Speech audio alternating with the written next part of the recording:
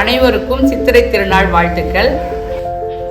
வணக்கம் ஃப்ரெண்ட்ஸ். இன்றைக்கி வேப்பம்பூ குல்கந்து எப்படி செய்யறதுன்னு உங்களுக்கு நான் இப்போ டெமோ பண்ணுறேன். இதுக்கு தேவையானது வேப்பம்பூ கழுவி அலசி வச்சது ஃப்ரெஷ்ஷான வேப்பம்பூ, டைமண்ட் கல்கண்டு, தேன். சுத்தமான ஒரு கண்ணாடி பாட்டில் எடுத்துக்கிட்டு லேயர் பை லேயராக போடணும். இப்போ நான் இப்போ வேப்பம்பூ போட்டுட்டேன். இப்போ கல்கண்டு, டைமண்ட் கல்கண்டு, இப்போ தேன்,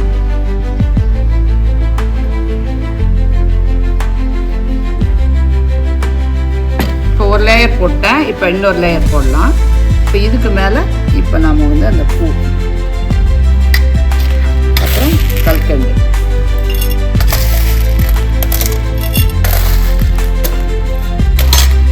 இப்போ தேன்.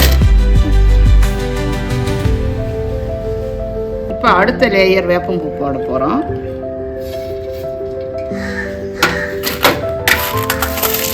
இப்போ கல்கண்டு,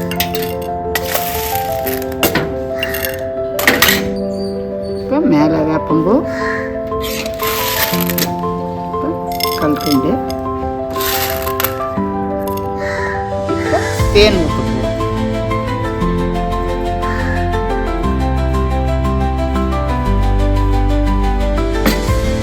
இப்போ இந்த இதை நாம் என்ன பண்ணுறோம்னாக்கா, துணி போட்டு வேடு கட்டி நாம் வெயிலில் நாம் நூல் போட்டு கட்டினாலும் கட்டுங்க. நான் பாருங்க ரப்பர் பேண்ட் போட்டுக்கிறேன் பாருங்கள். இது மாதிரி போட்டுட்டு வெயிலில் 30 நாள் டெய்லி வச்சு எடுத்தோம்னாக்கா நல்ல பதமாக மாறிடும். எப்படி நம்ம ரோஜாப்பூ குல்கந்து நம்ம சாப்பிட்றோமோ அந்த மாதிரி.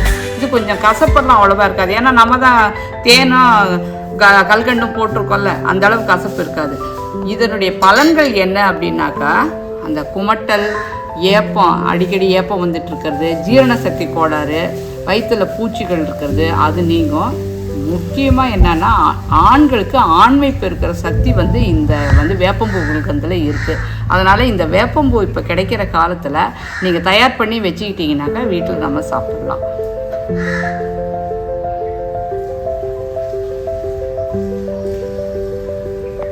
நாளும் ஒவ்வொரு நாளும் வெயிலில் வச்சு எடுக்கணும். அப்போ தான் அந்த குல்கந்து அப்படியே மெல்ட் ஆகி நல்லா இருக்கும், பதமாக வரும். அந்த வெயிலில் வச்சு எடுக்கணும்.